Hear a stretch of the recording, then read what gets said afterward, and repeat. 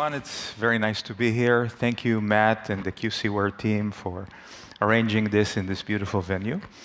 And my goal today is to help clear up some confusion. I think there's a lot of confusion in the market. Every vendor can come in and say, my qubit is larger than your qubit. My qubit is quieter than your qubit. My qubit is cheaper than your qubit. But where do we really stand? And so what I want to introduce today is a framework for understanding where vendors really are. And I think that the message that I want to leave you with today is that vendors should show, not just tell, about what they're doing. So it's very easy to put together a PowerPoint, and I've put one here, but we're going to talk about progress. But before that, I want to talk just a little bit about QuEra. QuEra is based in Boston, born out of Harvard and MIT, Misha Lukin's lab and Vladan Vuletic's lab. In fact, we think that one of our secret weapons is that we are just a bike ride away from Harvard and MIT.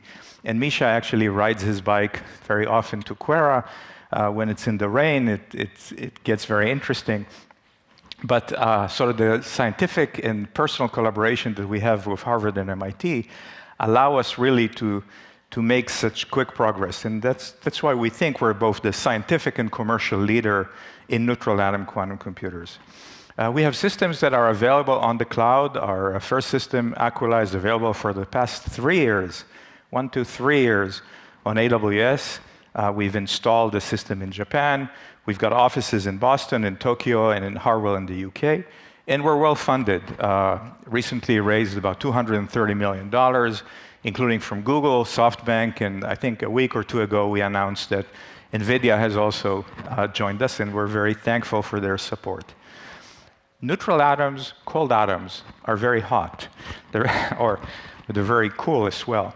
We think that they are really the best modality to create truly useful quantum computers. And I think you all know the reason. They're perfect qubits. I can take 1 billion qubits and they'll be perfectly identical. There are no manufacturing defects or inconsistencies. Qubits can move around, and that allows us to make very efficient error correction. They're high quality. We can have parallel gates, meaning that we could have a single operation that works on multiple qubits at once. They're scalable. We can put thousands and thousands and probably hundreds of thousands of qubits on a single machine, so that allows us not to need networking anytime soon. And no cryogenics required. You know, when we go to HPC centers and say, we need 10 or 20 kilowatts and we don't need cryocooling, they say, where have you been all my life? Right? They're very, very happy to hear how easy it is to install such a quantum computer. So when we talk about quantum computing vendors and roadmaps, I put together this slide. Let's see if I can make it work. There you go. And on one side, you see my attempt at going to ChatGPT and say, draw me a futuristic plane. And on the other side, you see a real plane. So the point is that it's very easy to talk about building a quantum computer, and it's a little bit more difficult to actually build one. So anyone can put up a PowerPoint and say, I will have fault-tolerant quantum computing by 2030 or 2028 or 2032. But show me. Prove to me that that's the case, not just because you've got a pretty website or a nice name. Let's really talk about what's going on. And when we talk to customers, they are also a little bit confused. Which is the best modality? And more importantly, where are we in this journey? Are we closer to the Wright brothers, where we just are learning to fly, not truly useful, very, very short distances, but still a monumental achievement? Are we sort of at the DC-3, the McDonnell Douglas DC-3 airplane that was so popular in the 1940s? Or are we at the 777, at the Boeing 777, which I think many of us have sort of taken to come here? And so we're looking to create sort of a framework, a measuring stick for people to say, where are you really? And we wanted to make it as a yardstick for progress. We want to make it independent of modality, so it's not specific to neutral atoms, or it's not specific to superconducting or photonics. we want to have each of these milestones be important, not trivial. We want them to be measurable. So not just say, I have good qubit, well, what does that mean? I have lots of qubit, well, what does that mean? And we wanted to create a list of steps. You don't have to follow them necessarily in sequence, but we believe that you have to do every single one. And so we put together sort of 3 stages, and there's a more detailed version in our booth. By the way, if you haven't seen them, we have our technology is based on optical tweezers, and in our booth we have real tweezers, real mechanical tweezers that you're welcome to take home. And so we looked at 3 stages. The first one is foundational capabilities. Basically means can you build a computer? Can you build a qubit? Can you build any qubit? And can you make it good? The second thing is fault-tolerant operations. Without error corrections, quantum computing is worthless, right? Qubits, as you know, are very fragile. If they don't get corrected, then you're very limited in the length and complexity of the calculation that you can make, and therefore, they're going to remain a toy. And then the third thing is sort of the mass commercial advantage. So let's go into every one of these in more detail. So stage 1 is sort of a little bit like the Wright brothers' first flight. What's included there? So the first thing is stable. So qubits that are stable, that exist for long enough. They also need to be accurate, so you can make accurate calculations. And ultimately, you want circuits to be adaptive, which in technical terms translates to mid-circuit measurements, the ability to figure out what's going on in the calculation and make adjustments. And I want to show you roughly where we are. So as I briefly mentioned, our first computer, Aquila 256, has been launched on November of 2022 on Amazon Bracket. We will soon be celebrating its 3rd birthday. It's widely used. Hundreds of organizations across the world are using it, some fantastic scientific papers, and it really has helped accelerate discovery and innovation. So we do have working qubits in quite a lot of them. And it's been used with multiple customers. So for instance, with Deloitte, we did some work on image analysis and defect detection. With Moody's, a big financial services company, we did weather forecasting. With Amgen and Merck, we looked at the drug discovery. So even this sort of early stage computer is truly useful, and all these people who used it and published it are very happy with the results. So when I look at where we are as QuEra, we have shown stable qubits, we have shown accurate qubits, and the third thing, the adaptive circuits, we're still working on. So I would be the first to tell you that QuEra has not yet met all these 9 stages that I'm describing here, but we've met many of them, and I want to be completely transparent on what we did and what we're working on. So we have sort of passed the foundational capabilities. If we look at the second stage, the DC3 type stage, we're looking at a couple of things there. We're looking at logical qubits, meaning error-corrected qubits, that have a better performance, lower error rate than physical qubits. We're looking at fault-tolerant scaling, meaning can you really have lots of qubits, not just one logical qubit, and can you have universal operations? In technical terms, this relates to non-Clifford gates. If your computer can only do Clifford gates, it's easy to simulate it on a classical computer. And so what you need to create the magic of quantum computing is what's called magic states, T-states, that allow you to do non-Clifford circuits. Well, where are we on that? We are undoubtedly, without discussion, the leader in quantum error correction. Not just in talking about it, but in actually doing it. And let me sort of show you the steps. In December of 23, a paper led by Harvard with QuEra participation, we showed logical qubits. We showed an algorithm with 48 logical qubits. We showed that we could detect and correct errors, published in Nature.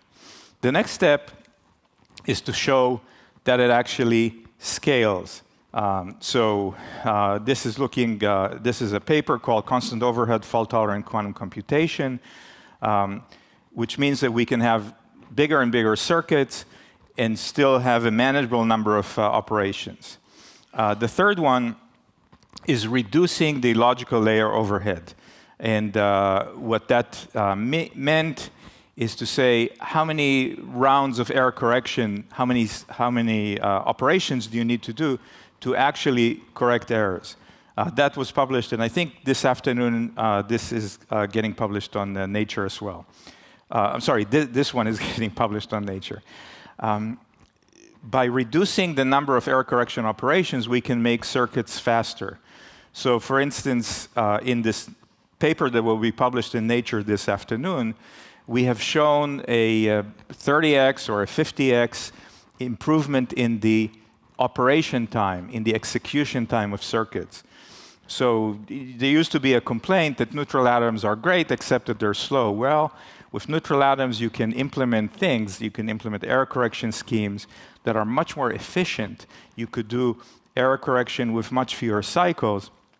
And therefore, a companion paper to this Nature paper has shown that we, on a large enough computer, which admittedly we don't have yet, but with reasonable assumptions, we could crack RSA 2048 in a few days. Not a year, not a month, a few days. And we're just getting started. And then, of course, in a recent Nature paper, we've shown what's called magic state distillation. We've demonstrated that we can make this quantum magic, and not just make it, but make it on logical qubits. And distillation means that we've taken a magic state and made it better and better by sort of refining it, almost turning it from raw fuel into high-quality jet fuel. So we've done all these amazing things on error corrections, not just talking, showing.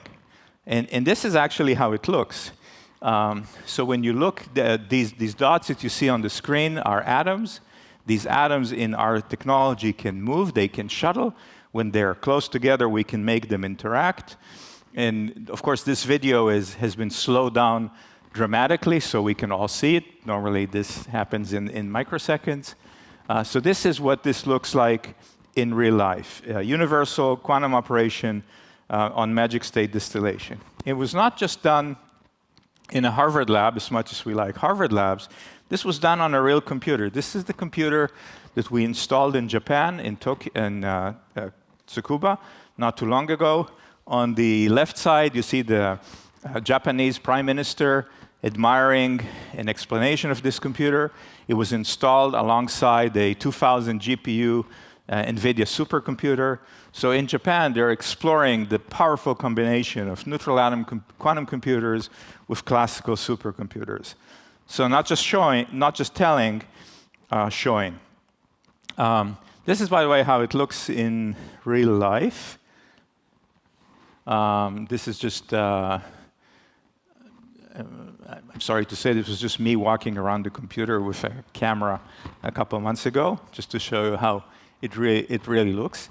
Takes about 10 or 20 kilowatts, no cryogenic cooling, can easily be integrated into a data center. In the months since, it looks much prettier than this one, but it's really there. And then we're not done yet. So, as I mentioned, part of our secret sauce is really the tight collaboration with Harvard. In Harvard, this is not a QuEra paper, it's a Harvard paper, demonstrated what they call continuous operation. So what you see in this video is you see neutral atoms continuing to be reloaded. One of the issues with operating with atoms is sometimes you lose them. And so what Harvard was able to show, that they were able to run a system for about 2 hours. And the 2 hours, they went through millions and millions of atoms. And they continue to reload them. They continue to replenish them and have really long calculations. It's not a one-shot calculation. It's something that can go on and on and on and on, essentially forever. And if you want to make truly useful calculations, you need something like this. Again, this is a Harvard demo, but we are certainly hoping that you'll see it in a QuEra system in the not-too-distant future. So when we look at that stage 2, in terms of logical qubits, in terms of scaling, and in terms of universal operation, magic states, we've shown them. So we don't just talk about them, we show them.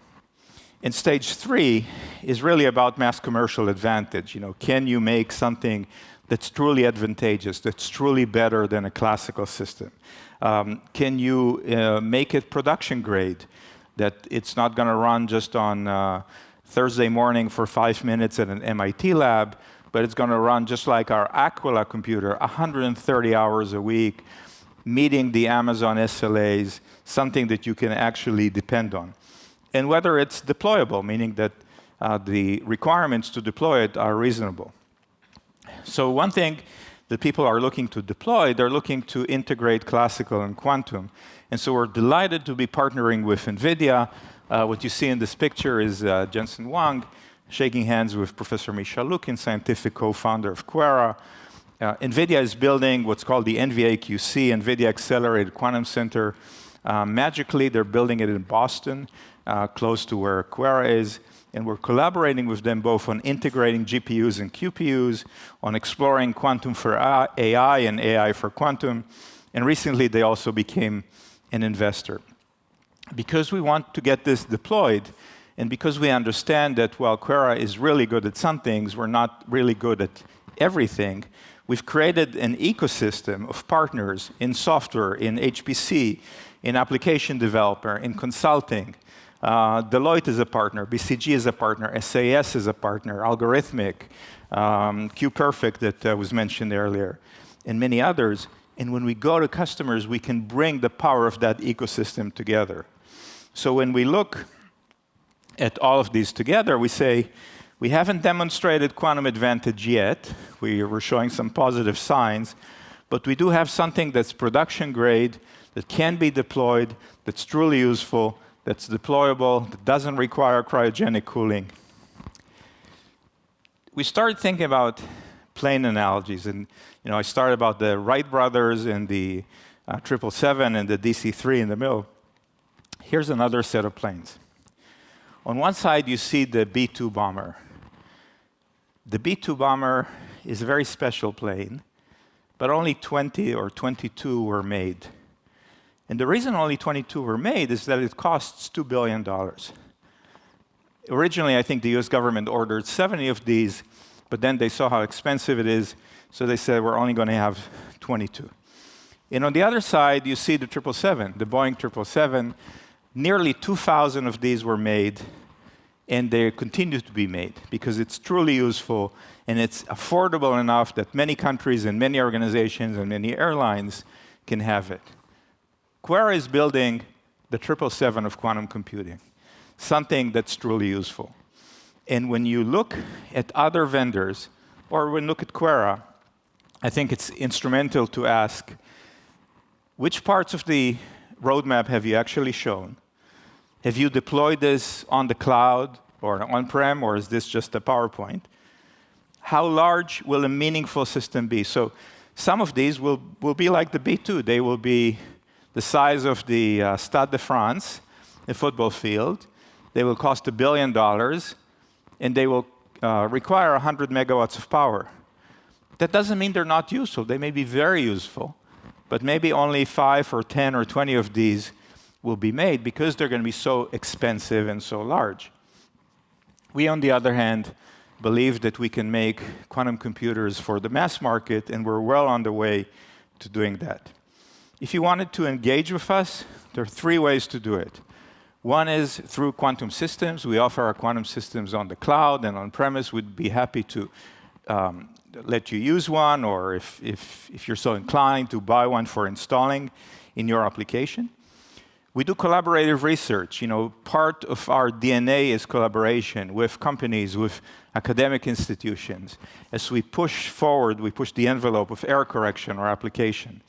And the third thing is application co-design. We think that today quantum computing is so early that applications need to be optimized to use the special requirements of the hardware.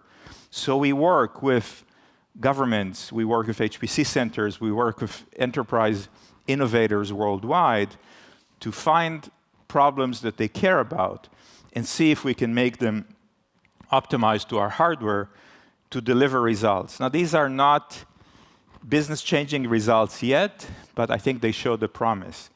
We don't think that quantum computers are universally useful and can deliver competitive advantage today, but we think that may come sooner than you might think. And therefore, we'd be happy to continue the conversation outside at our booth. We'd be happy to show you our progress today and talk about the progress tomorrow. And again, thank you, QCware, for arranging neutral atoms on the stairs of this auditorium with almost QuEra colors. And thank you for your attention today.